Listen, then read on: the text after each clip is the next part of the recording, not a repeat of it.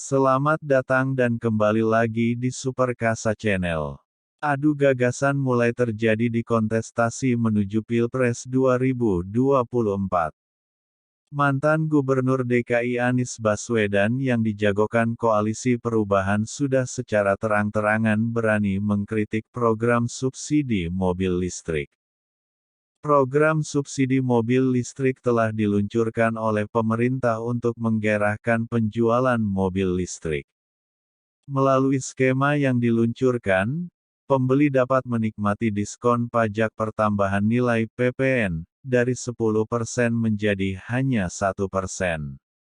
Pembelian hanya bisa dilakukan buat kendaraan yang memenuhi kriteria tingkat kandungan dalam negeri (TKDN), minimum 40% buat mobil. Namun menurut Anies Baswedan, subsidi kendaraan listrik bukan solusi untuk masalah lingkungan hidup. Terlebih ketika pemilik kendaraan listrik justru dari kalangan yang tidak perlu disubsidi. Solusi menghadapi masalah lingkungan hidup, apalagi soal polusi udara bukanlah terletak di dalam subsidi untuk mobil listrik yang pemilik-pemilik mobil listriknya adalah mereka-mereka yang tidak membutuhkan subsidi. Betul, katanya di Gelora Bung Karno, Senayan, Ahad tanggal 7 Mei tahun 2023. Menurut dia, emisi karbon mobil listrik per kapita per kilometer lebih tinggi dari emisi karbon bus berbahan bakar minyak BBM. Hal ini, kata dia merujuk pada muatan bus. Sedangkan mobil listrik hanya untuk sedikit orang. Anies membawa pengalamannya saat masih menjabat sebagai Gubernur DKI Jakarta. Dia menilai pemberian subsidi jika kurang tepat hanya akan menambah kemacetan di jalan. Dia menegaskan untuk perbanyak kendaraan listrik buat kendaraan umum, bukan untuk kendaraan pribadi. Karena bus muat orang banyak, sementara mobil memuat orang sedikit, ditambah lagi pengalaman kami di Jakarta. Ketika kendaraan pribadi berbasis listrik dia tidak akan menggantikan mobil yang ada di garasinya, dia akan menambah mobil di jalanan, menambah kemacetan di jalanan, katanya. Oleh karena itu, ke depan ia mendorong demokratisasi sumber daya. Indonesia mengarahkan agar sumber daya yang dimiliki negara diberikan melalui sektor-sektor yang memberikan manfaat nyata bagi masyarakat banyak. Bukan semata-mata untuk mendapatkan perhatian dalam percakapan apalagi percakapan sosial media, katanya. Menteri Koordinator Bidang Perekonomian Luhut Binsar Panjaitan yang menggawangi program subsidi ini menyatakan, kebijakan mengenai mobil listrik sudah memiliki studi yang komprehensif. Pengembangan kendaraan listrik, lanjutnya, dilakukan oleh seluruh negara di dunia tidak hanya Indonesia. Saya kira seluruh dunia bukan hanya kita. Jadi jangan kita melawan arus dunia juga, katanya, Selasa tanggal 9 Mei tahun 2023. Menurutnya, upaya pemerintah untuk mendorong akselerasi kendaraan listrik di Indonesia untuk masa depan bangsa. Luhut menilai, pemerintah telah memberikan banyak insentif untuk bisa mensukseskan kebijakan masifnya kendaraan listrik di Indonesia. Kita bikin EV itu saya dorong habis-habisan, saya kadang-kadang dengan Kementerian Keuangan kita ini inisiatif loh. Ini kan carbon emission, ini kan supaya kita secepat mungkin buang bus yang karbon tinggi, tambah sepeda motor, karena itu menyangkut Indonesia, jelas Luhut dalam paparannya pada acara Hilirisasi dan Transisi Energi Menuju Indonesia Hebat, Selasa tanggal 9 Mei tahun 2023. Luhut menilai Indonesia memiliki banyak potensi sumber utama industri kendaraan listrik.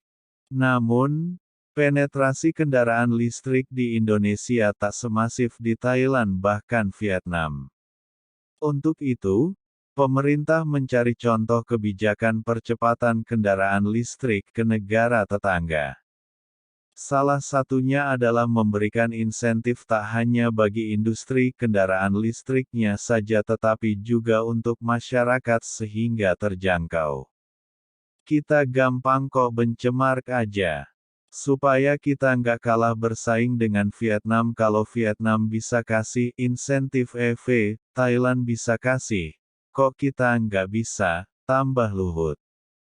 Menteri Perindustrian, Menperin, Agus Gumiwang menegaskan, pengembangan industri kendaraan listrik harus dilihat secara menyeluruh.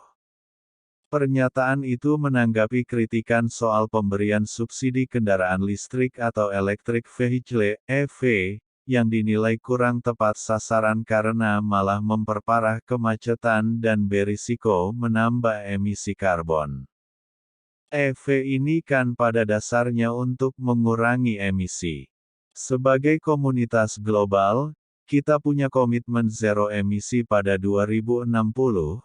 Ini bagian yang tidak terlepaskan dari upaya kita untuk itu, ujar Agus saat ditemui di kantornya, Selasa, tanggal 9 Mei tahun 2023.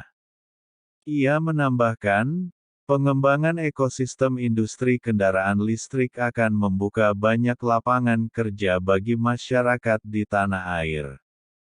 Pengembangan itu, lanjutnya, bermanfaat pula dalam memanfaatkan program hilirisasi nikel yang tengah dijalankan pemerintah. Sementara itu, Guru Besar Transportasi dari Universitas Gadjah Mada (UGM) Agus Taufik Mulyono pun menyoroti kebijakan subsidi mobil listrik. Tak jauh beda dengan Anies, ia menilai pengembangan ekosistem kendaraan listrik harus diarahkan ke depannya sebagai moda transportasi publik. Sebaiknya fokus pengembangan ekosistem kendaraan listrik di Indonesia diarahkan pada transportasi massal. Kalau itu saya setuju disubsidi, kata Agus. Agus menyampaikan tujuan percepatan pemanfaatan kendaraan listrik dari pemerintah perlu diapresiasi karena dapat mengurangi polusi udara atau emisi karbon di sektor transportasi. Namun demikian, pengamat transportasi itu menilai perlu kebijakan yang bersifat menyeluruh dari hulu ke hilir agar regulasi-regulasi yang terkait dengan implementasi kendaraan listrik di Indonesia dapat tepat sasaran. Alih-alih memberikan subsidi bagi pembelian kendaraan listrik pribadi, ia setuju jika pemerintah memberikan insentif bagi perusahaan atau operator yang mengelola transportasi massal berbasis kendaraan listrik. Sementara itu pengamat politik dari BRIN, Siti Zuhro, menilai, kritik Anies Baswedan terhadap subsidi mobil listrik, harus dimaknai sebagai suatu hal yang positif. Karena hal itu bagian dari kompetisi dan kontestasi calon dalam Pilpres. Kedua, kata ia, kritik itu juga sebagai koreaksi atas pemerintahan yang ada. Jadi wajar untuk mencalonkan diri masing-masing calon itu menunjukkan kehebatan dan kekritisannya, karena sedang menawarkan kepada publik untuk dipilih. Apalagi koalisi yang dibawa Anies ini menawarkan itu keadilan, ujarnya. Siti pun memandang agar pihak yang dikritik untuk meresponnya dalam koridor demokrasi. Kritik itu adalah masukan bagi pemerintah untuk memperbaiki ini. Luhut itu yang punya otoritas, jadi bahan evaluasi.